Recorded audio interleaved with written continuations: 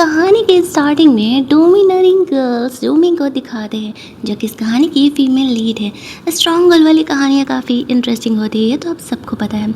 यहाँ पर उसके असिस्टेंट उसे बता रही थी कि हमेशा की तरह उसके स्टेप सिस्टर जियान उसके लिए पंगे खड़ी कर रही है कंपनी में। लेकिन इंटरेस्टिंग और अलग बात ये है, उसका हस्बैंड यून सिर्फ बिजनेस ट्रिप से वापस लौटा है। जिसे सुनते ही जूमी को याद आता है, अरे हाँ, मैं तो शादीशुदा हूँ।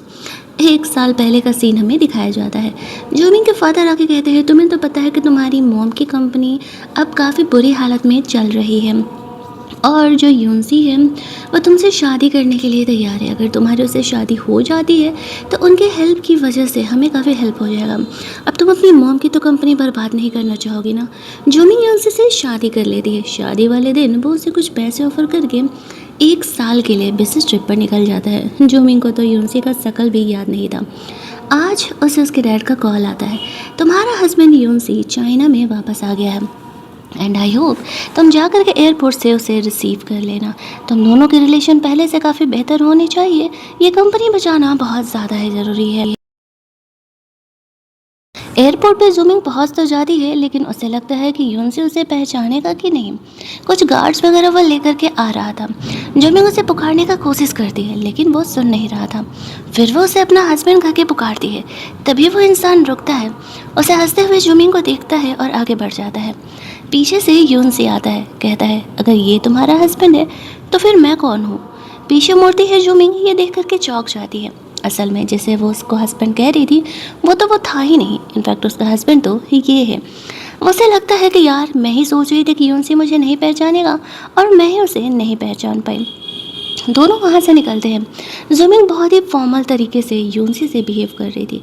वो उसे कंपनी लेकर के चलने के लिए बोलता है, वो उसे लेके जाती है। वो नोटिस करती है कि वो कार में ही सो गया है। उसे जगाती नहीं है। थोड़ी देर बाद वो जगता है। ऑफिस के लिए जा रहा था। वो जूमिंग को कहता है, क्या वो उसे ऑफिस के बाद रिसीव करने आ सकती है। बहुत ही ऑकवर्ड फील कर रही थी। उनकी शादी के बारे में किसी को नहीं पता था, तो वो काम का बहाना कर देती है। यूनसी कहता है, ठीक है, मेरा काम ख़त्म होने के बाद मैं तुम्हें रिसीव करने के लिए आ जाऊँगा। जूमिंग यहाँ पर मना नहीं कर पाती। यूनसी कहते हैं, क्या हुआ, मैं तुम्हें पसंद नहीं हूँ।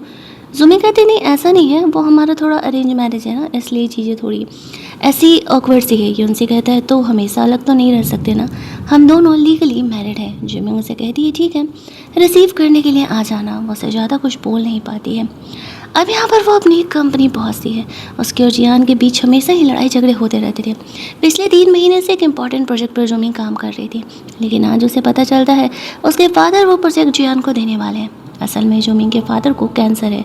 उनके पास सिर्फ जिंदा रहने के लिए 1 साल है। वो जाने से पहले जियान के लिए कुछ करके जाना चाहते हैं, क्योंकि वो जानते थे कि वो किसी काम की नहीं है। जूमिंग तो टैलेंटेड है, लेकिन फिर भी वो पार्शियलिटी करके ये कंपनी, जो कि जूमिंग की माँ की थी, जियान के नाम करना चाहते थे। अभी वो प्रोजेक्ट जिहान को दे रहे थे। तभी जूमिंग मीटिंग में आ जाती है। उसके फादर कहते हैं, तुम तो यूनसी को रिसीव करने गई थी ना, तो तुम यहाँ क्या कर रही हो। जूमिंग उसे कहती है, अगर मैं यहाँ नहीं आती तो मुझे पता कैसे चलता। मेरे फादर मेरी मेहनत का बनाया गया प्रोजेक्ट जिहान को दे रहे हैं। उसके फादर उसे समझाते हैं, तुम्हें तो पता है कि तुम्हारी बहन इतना ज़्यादा जानती नहीं है बिजनेस के बारे में, ये प्रोजेक्ट वो संभाल लेगी, तुम दे दो, तुम्हें तो ऐसे प्रोजेक्ट मिल जाएंगे। जूमी कहती है, ठीक है, लेकिन शेयर होल्डर्स आप लोग सुन लीजिए, अगर ये प्रोजेक्ट कंप्लीट नहीं होता है या फिर इसमें कुछ भी प्रॉब्लम आती है तो मैं इसमें 1% का अपना कॉपरेशन या हेल्प नहीं देने वाली हूँ। आज से यह प्रोजेक्ट मेरी जिम्मेदारी नहीं है। ओवर कॉन्फिडेंट होकर के जियान को लगता है कि वो तो इस प्रोजेक्ट को संभाल ही लेगी, लेकिन उसे नहीं पता था कि जूमी कितनी मुश्किलों से ये प्रोजेक्ट संभाल रही थी। इस प्रोजेक्ट में एक वर्कर घायल हो गया था और वो कंसेंट लेटर लिखने के लिए तैयार नहीं था। जूमिंग ने कैसे तैसे करके उस इंसान को कन्विंस किया था, लेकिन अब जब ये प्रोजेक्ट जियान के कंट्रोल में है तो वो ऑब्वियसली उन हेल्पर्स का हेल्प तो नहीं करने वाली है। वहीं दूसरी तरफ हम लोग यूनसी को देखते हैं। वो अपनी कंपनी में था। तभी उससे ग्रैंडफादर का कॉल आता है।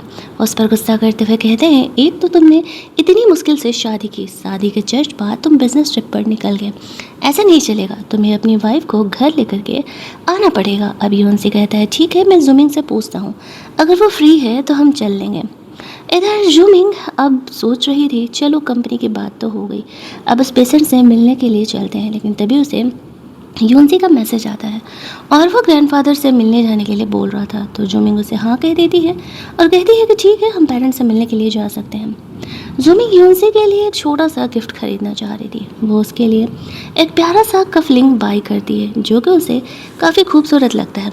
सेक्रेटरी उसे यूनसी के बारे में बता रही थी कि यूनसी का भी कुछ यही हालत है। उसका भी जो ये स्टेप ब्रदर हो है ना, वो यूनसी के लिए कंपनी में हमेशा ही प्रॉब्लम क्रिएट करते रहता है। लेकिन यूनसी काफ़ी टैलेंटेड है और वो अपनी कंपनी को बहुत ही अच्छे तरीके से चला रहा है। जब वो यूनसी से मिलती है तब यूनसी उसे कहता है, ये मेरे सेक्रेटरी ने असल में ये तुम्हारे लिए पर्स चूज किया। मैं बिजनेस ट्रिप पर बहुत ज़्यादा ही बिजी था, पर्सनली मैं तुम्हारे लिए कुछ नहीं खरीद पाया।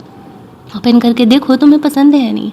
जूमिंग उसे ओपन करती है तो शॉक हो जाती है देख करके। ये लिमिटेड एडिशन बैग था और दुनिया में केवल 2 ही बैग ऐसे बने थे। अब जूमिंग सोचती है, यार मैंने तो इतना छोटू सा गिफ्ट खरीदा है, यूनसी को पसंद नहीं आएगा। वो काफ़ी नर्वस फील करने लगती है। यूनसी इस चीज़ को समझ जाता है कि जूमिंग नर्वस फील कर रही है। वो धीरे से शर्माते हुए उसका हाथ पकड़ने का कोशिश करता है। ये देख करके जूमिंग भी ऑकवर्ड फील करने लगती है। शुरुआत में तो वो अपना हाथ हटा लेती है, फिर सोचती है कि नहीं, वो योंसी से इतना डिस्टेंस तो नहीं रख सकती है। वो दोनों जल्दी ही शादी करके एक साथ रहने वाले हैं। तो फिर वो योंसी को अपना हाथ दे देती है। दोनों घर पहुंचने तक एक दूसरे का हाथ पकड़ करके बैठे रहते हैं। घर जाने पर खाने के टेबल पर वो नोटिस करती है कि असल में उसके घर का भी वही हालत है। उसका स्टेप ब्रदर जूमिंग का इंसल्ट करते हुए कहता है, लगता है तुम दोनों की शादी कुछ खास नहीं चल रही है। जूमिंग तो अपने हस्बैंड को ही नहीं पहचान पाई, या फिर वो मुझे ही अपना हस्बैंड बनाना चाह रही थी। यूनसी शुरुआत में चुप था, लेकिन जब बात यहाँ जूमिंग के इंसल्ट की आती है तो बीच में बोल पड़ता है और कहता है कि भाई, मुझे इस टाइप के मजाक बिल्कुल पसंद नहीं है और तुम्हारे साथ तुम्हारी वाइफ भी है। अगर दोबारा इस टाइप का मजाक हुआ तो इसे मैं अपनी और अपनी वाइफ का इंसल्ट समझूंगा। आई होप कि तुम्हें लिमिटेशंस आज से याद रहेंगे। ये कह के वो जूमिंग को अपने कमरे में लेके जाता है। थोड़ी देर बाद वो जूमिंग से मिलने के लिए कमरे में आता है, जहाँ पर कि आज उन दोनों को सेम ही कमरे में स्टे करना था। ग्रैंडफादर ने जिद किया था, बाहर मौसम ठीक नहीं है और वो दोनों आज स्टे कर जाए। उससे बात करने के लिए आता है। जूमिंग ऑफिस का काम कर रही थी। यूनसी उसे कुछ फ्लैट्स दिखाता और कहता है, इनमें से तुम कोई भी चूज कर सकती हो। ये मेरी तरफ से तुम्हारे लिए एज ए कंपनसेशन रहेगा। मैं बिजनेस ट्रिप पर चला गया था ना जस्ट शादी के बाद, इसी वजह से जूमिंग उनमें से एक को चूज कर लेती है। यूनसी जूमिंग के कपड़ों का साइज पूछता है। जूमिंग को लगता है कि शायद वो रोमांस करने के बारे में पूछ रहा है। वो यूनसी को कहती है, अभी वो इस चीज़ के लिए रेडी नहीं है। वो दोनों बहुत ही स्ट्रेंजर के टाइप है ना। यूनसी उसकी बातों को समझ जाता है और हंसते हुए कहता है, असल में ऐसा कुछ नहीं है, मैं यहाँ पर तुम्हें ड्रेस चेंज करने के लिए बोल रहा था। साइज होगा तभी तो तुम्हारे लिए कपड़े मंगा सकूँगा। अब तुम इन कपड़ों में तो सो नहीं सकती हो। फ़िलहाल के लिए मेरे पास ये मेरा शर्ट है, तुम चाहे तो इसका इस्तेमाल कर सकती हो। जूमिंग बहुत ही ऑकवर्ड महसूस करने लगती है। रात में वो यूनसी का दिया हुआ शर्ट पहन करके सोने के लिए आती है। वो दोनों यहाँ पर पहली बार एक दूसरे के साथ बेड शेयर करने वाले थे। यूनसी चुपचाप जूमिंग से बिना कुछ बोले लाइट ऑफ करके सो जाता है। वो नोटिस करता है जैसे ही जूमिंग सो रही है तो वो उठ के दूसरे कमरे में चले जाता है। जूमिंग को ऐसा लगता है कि शायद यूनसी को किसी के साथ रहने की आदत नहीं है, इसी वजह से वो यहाँ पर दूसरे कमरे में चला गया है।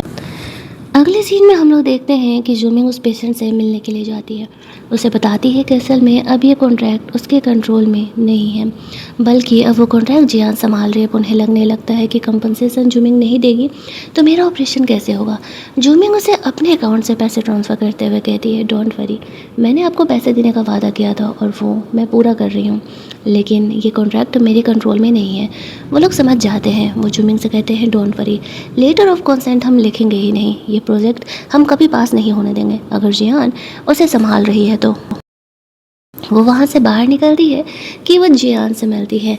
जियान यहाँ पर उसे चिढ़ा रही थी, वो तो किसी काम की नहीं है। लेकिन तभी जब हद से ज़्यादा चीज़ें बढ़ जाती है, जियान उसकी माँ के बारे में बोलने लगती है। जूमिंग उसे खींच करके थप्पड़ मार देती है। उसी समय यहाँ पर यूनसी आ जाता है और ये चीज़ देख लेता है। अब जियान को लगने लगता है ऐसी वाइफ तो यूनसी कभी एक्सेप्ट करेगा ही नहीं, तो वो उसे कंप्लेन करने के लिए चली जाती है। लेकिन उल्टे यूनसी यहाँ पर जूमिंग के पास आता है और कहता है कि नहीं, तुमने बिल्कुल सही किया, तुमने सेल्फ डिफेंस में ये काम लिया है और मैं खुश हूँ कि तुम यहाँ पर अपने लिए ये सारे काम कर रही हो। जियान का मुँह ही बन जाता है और उसने कभी नहीं सोचा था कि असल में यूनसी जैसा इंसान जूमिंग को उसके थप्पड़ मारने पर भी उसे अपना रहा है।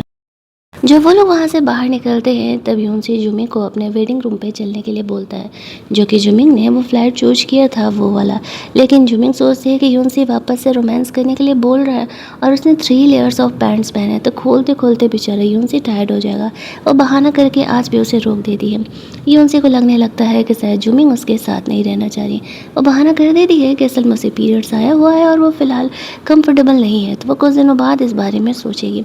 वहीं दूसरी तरफ जियान अपने फादर से जुमिंग की कंप्लेन कर रही थी, जिस तरीके से यूनसी के सामने जुमिंग ने उसका इंसल्ट किया। तो अब वो उसके फादर को कंप्लेन कर रही थी कि वो जुमिंग को डांट लगाए। उसके फादर जियान की बात मान भी जाते हैं।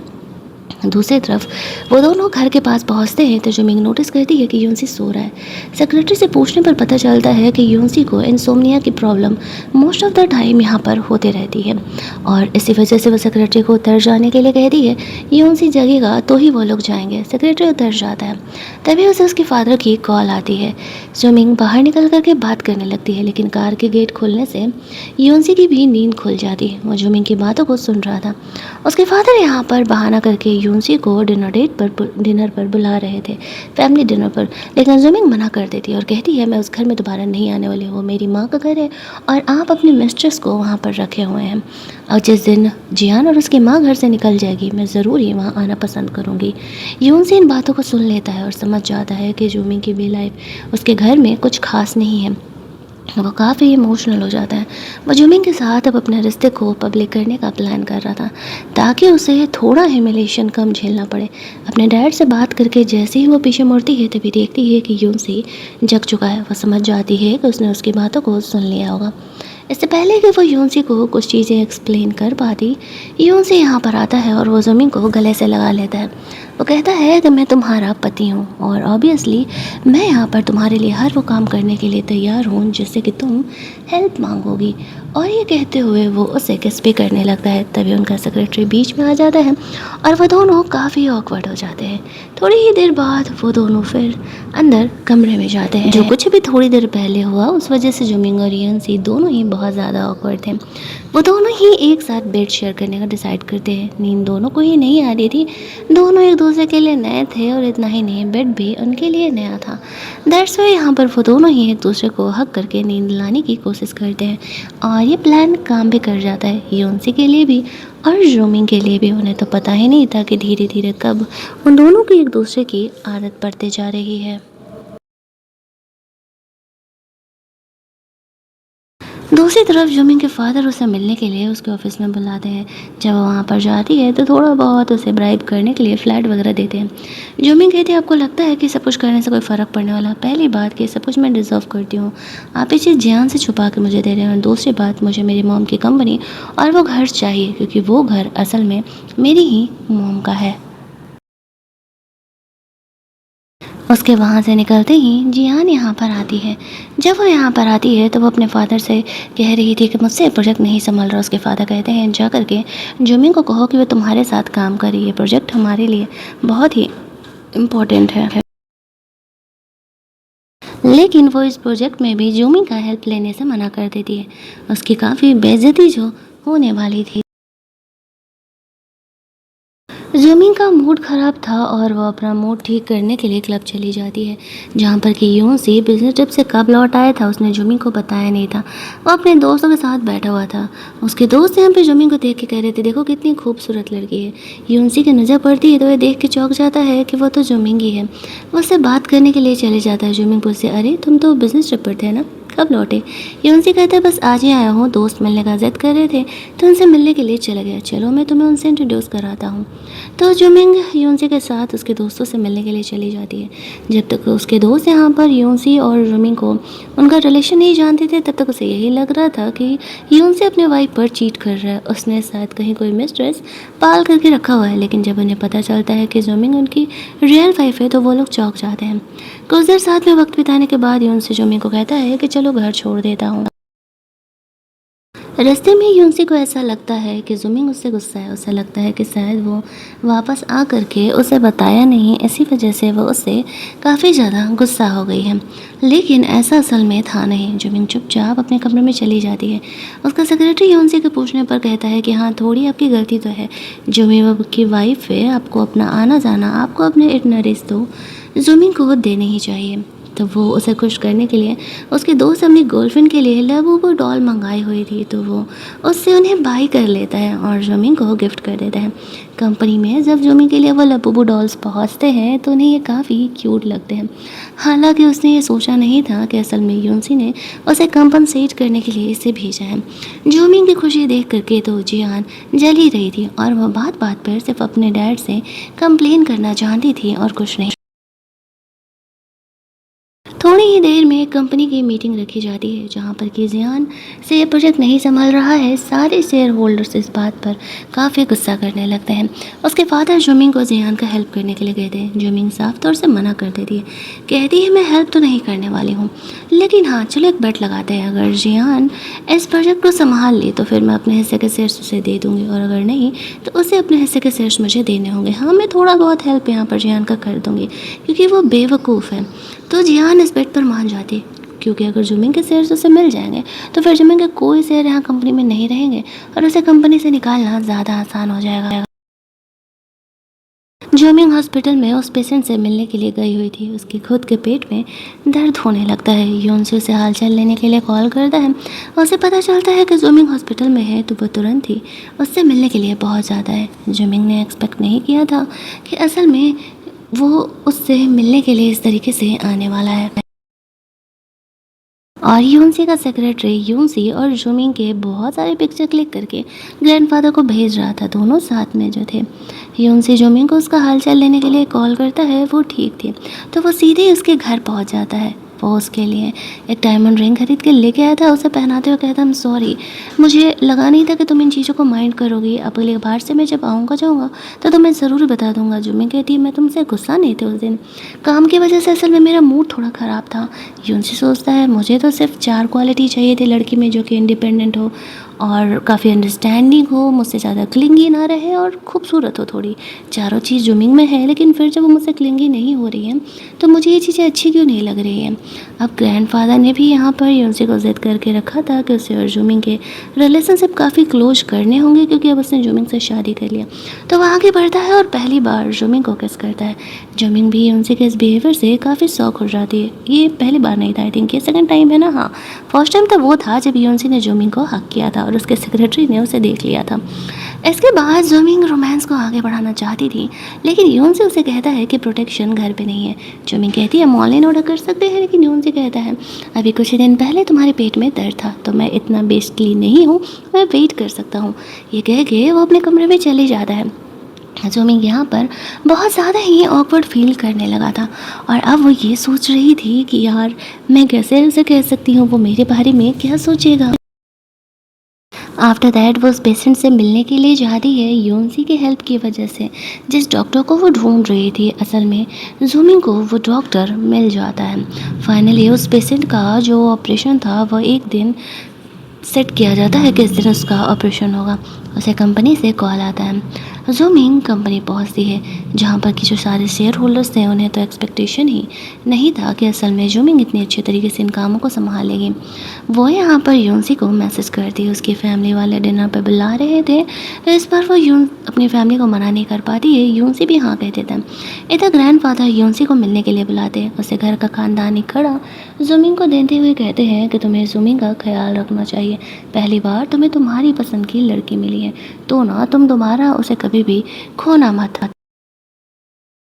रात के समय जुमिंग अपने फ्लैट पर अपनी फ्रेंड के साथ थी, तभी यूनसी वहाँ पर वो कड़ा लेकर के आ जाता है। उसकी फ्रेंड तो छुप करके उन दोनों के रोमांटिक मोमेंट को देख रही थी। यूनसी जुमिंग को वो कड़ा देते हुए कहता है कि असल में ग्रैंडफादर ने ये तुम्हारे लिए दिए हैं। जुमिंग को वो कड़ा पहनाता है और उसके बाद फिर खुद आगे बढ़ के उसे किस कर लेता है। जुमिंग भी यहाँ पर थोड़ी ऑकवर्ड हो जाती है। यूनसी ज़्यादा ऑकवर्ड था और आसपास देखने लगता है कि कहीं जुमिंग के दोस्त ने तो नहीं देखा। वो छुप गई थी, उन दोनों के बीच में नहीं आना चाह रही थी। फिर यून से अपने फ्लैट पर आराम करने के लिए चले जाता है। जुमिंग का ये फ्लैट ऑफिस से थोड़ा पास पड़ रहा था, दैट्स वाई वो यहीं पर स्टे की थी। आफ्टर दैट हम लोग जुमिंग को देखते हैं, वो उस पेशेंट के पास जाती है जिसका ऑपरेशन होने वाला था। जब तक ये ऑपरेशन कंप्लीट नहीं हो जाता वो वहीं रुकने का डिसाइड करती है। फाइनली ऑपरेशन कंप्लीट होने के बाद जब वो इंसान ऑपरेशन थिएटर से बाहर आता है तभी वो थोड़ा चैन का सांस लेती है। वहीं दूसरी तरफ जो जियान थी वो भी अपने इस प्रोजेक्ट को सिक्योर करने का कोशिश कर रही थी, क्योंकि अगर इस बार वो हारी उसके हिस्से के शेयर्स भी जुमिंग को चले जाएंगे। लेकिन होता तो वही है जो होना था। धीरे धीरे वक्त बीत रहा था और जुमिंग जियान के कंपेयर में बहुत ही ज़्यादा अच्छा कर रही थी।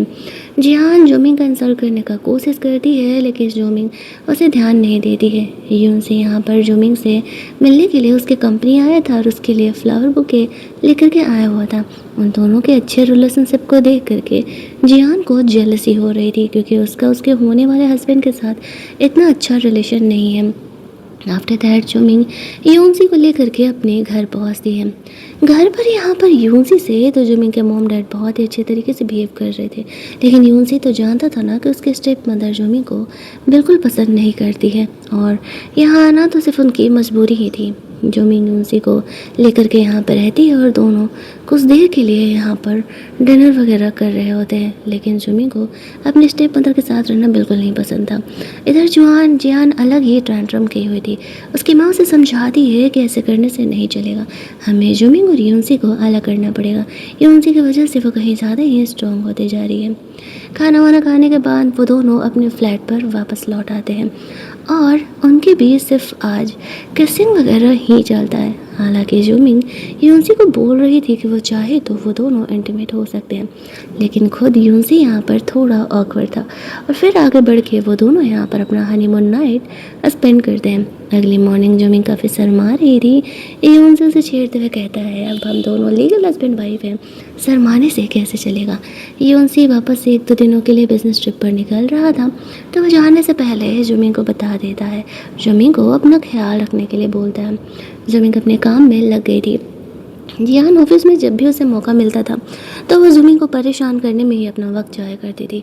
जुमिंग उसे वार्न करती है, बहन मेरा इंसल्ट करने से तुम्हें कुछ नहीं मिलने वाला है, बेहतर होगा कि तुम यहाँ पर अपने प्रोजेक्ट पर ध्यान दो। अगर तुमने प्रोजेक्ट ध्यान से नहीं किया तो फिर तुम तो अपना शेयर भी हारने वाली हो। जियान को ये सुन के बहुत गुस्सा आता है। वो वापस अपने डैड को कॉल करके कंप्लेन करने लगती है।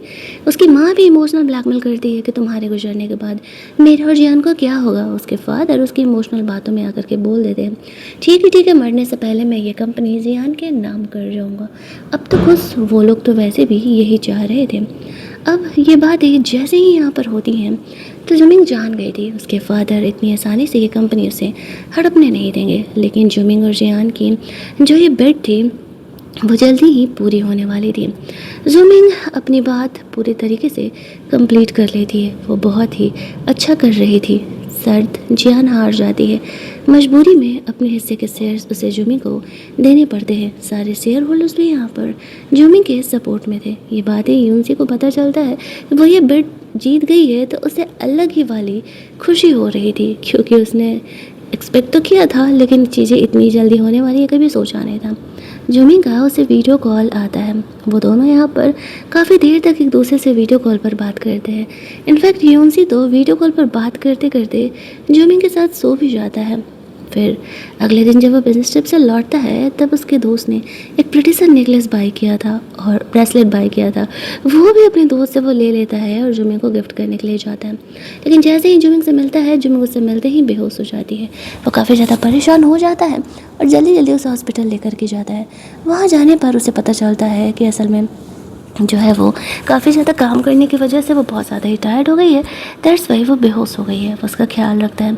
जुमिंग को याद आता है बचपन में एक वक्त था जब तक उसके डैड ने जियान की माँ से शादी नहीं की थी, तब तक वो भी उन्हें अपनी बेटी की तरफ बहुत ही प्यार करते थे। लेकिन जियान के आते ही चीज़ें बदल गई थी। यूनसी उसे भरोसा दिलाता है उसके तरफ से इस लाइफ में चीज़ें कभी चेंज नहीं होगी। वो हमेशा ही जुमिंग को उसी तरीके से प्यार करते रहेगा जैसे कि वो करता है।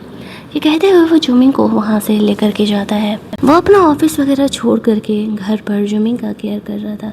उसके लिए उसने खिचड़ी वगैरह बनाई थी और वो उसे अपने हाथों से खिला रहा था। इतना प्यार पाने की तो जुमिंग की आदत नहीं थी, लेकिन शायद यूनसी उसे हद से ज़्यादा प्यार करने लगा था। अगले सीन में यूनसी से जुमी का भाई मिलने के लिए आता है और वो कहता है कि बाहर रूमर है कि तुम मेरी बहन से प्यार नहीं करते हो। अगर प्यार नहीं करते हो तो उसे जाने दो। यूनसी कहता है कि ये सारी बातें रूमर्स हैं, ऐसा बिल्कुल भी नहीं है। मेरे और जुमिन के रिलेशनशिप बिल्कुल नॉर्मल है। मैं आपको भरोसा दिला सकता हूँ कि मेरे और जुमिन के बीच ऐसा कुछ भी नहीं है जो कि कॉन्ट्रैक्चुअल हो या फिर फेक हो। एक पल को खुद भी यून से यहाँ पर सोचने लगता है कि ये बातें बाहर कैसे आ रही हैं, कौन है जो ये रूमर्स फैला रहा है। अगर जुमिन को ये बातें पता चली तो उसे भी बुरा लगेगा जान करके कि ये सब बात ये कर रहे हैं कि यूनसी असल में जुमिन को प्यार नहीं करता है। वहीं दूसरी तरफ जुमिन को उसके डैड का कॉल आता है और यहाँ पर वो उसे बार बार घर आने के लिए बोला करते थे, लेकिन जुमिन हर बार मना कर देती थी क्योंकि वो जिहान को नहीं फेस करना चाहती थी। लेकिन आज जब वो घर जाती है तो वो नोटिस करती है कि असल में उसकी मॉम की बनाई गई इस चीज़ों को ऐसे डस्टबिन में फेंका जा रहा है। वो अपने डैड पर गुस्सा करने लगती है। उसकी स्टेप मदर बहाना कर देती है कि मुझे नहीं पता था ये तुम्हारी मॉम की निशानी है। जुमिन यहाँ पर काफ़ी भड़क जाती है और कहती है इस पर साफ तौर से मेरी माँ का नाम लिखा हुआ है और तुम्हें दिख नहीं रहा है। डैड, आप यही करने के लिए मुझे यहाँ पर बुलाते हो। फिर भी उसके जो डैड थे वो जियान की माँ को ही सपोर्ट कर रहे थे। गुस्सा होकर के जुमिंग वहाँ से निकलती है और अपने पुराने घर पहुँच जाती है, जहाँ पर कि थोड़ी ही देर में यून से उसे मिलने के लिए आता है।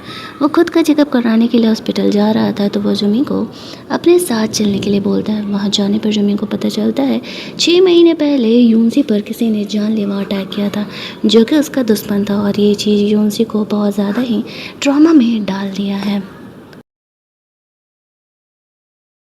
इसी वजह से उसे इंसोम्निया की प्रॉब्लम भी हो गई है। जोमी को ये बातें पता चलता है तो उसे यूनसी के लिए बहुत ही बुरा लगता है। डॉक्टर्स उसे यहाँ पर सजेस्ट करते हैं कि अगर उसे जोमी के साथ अच्छा लगता है और नींद आता है तो वो यहाँ पर जोमी के साथ ज़्यादा से ज़्यादा वक्त बिताने के बारे में प्लान कर सकता है। वो लोग वहाँ से निकल करके जुमी की कंपनी जाते हैं, जहाँ पर कि उसने जानबूझ करके बहुत सारे रिपोर्टर्स को बुलाया हुआ था और वो रिपोर्टर्स के सामने अपने और जुमी के रिलेशनशिप को कंफर्म कर देता है कि वो असल में जुमी का हस्बैंड है। उसने ऐसा इसलिए किया था क्योंकि उसके भाई को डाउट था कि उनके रिलेशनशिप सही नहीं है। वो खुद को प्रूव करने के लिए ऐसा कर रहा था। इस वजह से जुमी ट्रेंड करने लगती है और जिहान को अलग ही जलन का चुल मच रहा था। उसके फादर जितना ही उसे सर पर चढ़ा रहे थे वो उतना ही सर पर चढ़ती जा रही थी। अगले दिन फाइनली वो दिन आता है जहाँ पर कि जियान को लगा था कि वो ये कंपटीशन जीत गई है, लेकिन ऐसा नहीं था। जुमिंग ने वो कंपटीशन जीत लिया था। जियान चाहे जितना भी कोशिश कर ले वो उसके सामने नहीं टिक सकती थी, और फाइनली वही होता है जो कि जुमिंग चाह रही थी, लेकिन उसने एक्सपेक्ट नहीं किया था जो कुछ भी आगे होने वाला था। हमेशा की तरह जब जियान अपने डैड से कंप्लेन करने के लिए जाती है तो आज उसके डैड का गुस्सा फूट पड़ता है और वो गुस्से में उसे खींच करके थप्पड़ मार देते हैं और कहते हैं जब तुमसे कोई काम नहीं हो सकता है तो हर बात के लिए मुझसे कंप्लेन करने के लिए मत आया करो। तुम्हें दिख नहीं रहा है कि जुमिन कितना अच्छा कर रही हो और एक तुम हो जो बस बात बात पर मुंह फुलाना जानती हो। उसके फादर यहाँ पर यूनसी से कंपनी के लिए हेल्प लेने के लिए जाते हैं। यूनसी ने क्लियर कर देता है जो कुछ जुमिंग चाहती है वही होगा, और लीगली भी ये कंपनी और वो घर जुमिंग को ही बिलोंग करता है। तो या तो आप शांति से उसे ये दे दो या तो फिर आपको पता है कि मेरे पावर में आकर के तो आपको ये देना ही पड़ेगा। उसके डैड ये बात मान जाते हैं। जुमिंग को ये बात नहीं पता था यूनसी उसका इनडायरेक्टली इस तरीके से हेल्प कर रहा है। हालांकि उनके रिलेशनशिप पहले के कंपेयर में बहुत ही ज़्यादा बेहतर हो चुके थे। अगले दिन जुमिंग का बर्थडे था। यूनसी उसे बर्थडे गिफ्ट में उसकी मॉम की कंपनी और वो घर उसे देता है, जो कि जुमिंग को फ़िलहाल पता नहीं था। घर के बारे में तो पता चल जाता है लेकिन कंपनी के बारे में उसे कोई आइडिया नहीं थी। अगले दिन जब अपने प्लान के हिसाब से जियान के डैड कंपनी उसके नाम करने जा रहे थे, तभी जुमिंग वहाँ पर पहुँच जाती है और कहती है, most of the share holders ने अपने शेयर्स मेरे नाम कर दिए हैं और वो मेरे सपोर्ट में है। जाहिर सी बात है कि कंपनी के सीईओ तो मैं ही बनूंगी। जियान अपने डैड पर ही गुस्सा करने लगती है कि तुम किसी काम के नहीं हो, तुमने कहा था कि तुम कंपनी मुझे देने वाले हो। वो गुस्से में अपने डैड को धक्का भी दे देती है। अब जियान ने अब तक जो कुछ भी किया उस वजह से गार्ड्स जुमिंग के कहने पर उसे कंपनी से बाहर निकाल देते हैं। उसके डैड को पहली बार एहसास होता है कि उसने जियान का साथ देख करके गलती किया था। वैसे भी उनकी ज़िंदगी के अब ज़्यादा दिन नहीं बचे थे। वो जुमिंग से कहते हैं, मेरे मरने के बाद अपनी मॉम के ग्रेव के बगल में मेरी ग्रेव बनाना। जुमिंग कहती है, ये तो कभी पॉसिबल नहीं है, तुम डिज़र्व ही नहीं करते हो मेरी माँ के बगल में रहना। हाँ, तुम्हारे लिए मैं दूसरे ग्रेवयार्ड में कुछ अच्छे ग्रेव बाई कर सकती हूँ, लेकिन तुम मेरी माँ के पास नहीं रह सकते हो। ये कह के वो वहाँ से निकल जाती है।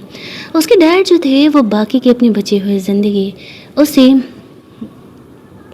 गिल्टी में बिताते हैं। जुमिंग और यूनसी ये दोनों अब एक हो चुके थे। वो दोनों उसके बाद हैप्पीली एवर आफ्टर रहने लगते हैं। हमारी ये कहानी यहीं पर ख़त्म कर दी जाती है। अगर आपको ये कहानी अच्छी लगी होगी, वीडियो को लाइक और शेयर करना मत भूलना, चैनल को सब्सक्राइब कर लेना ताकि नए वीडियोस के नोटिफिकेशन आपसे मिस ना हो। चलिए जल्दी से मिल लेते हैं हम लोग एक और नई कहानी के हिंदी एक्सप्लेनेशन में। तब तक के लिए कीप लिसनिंग।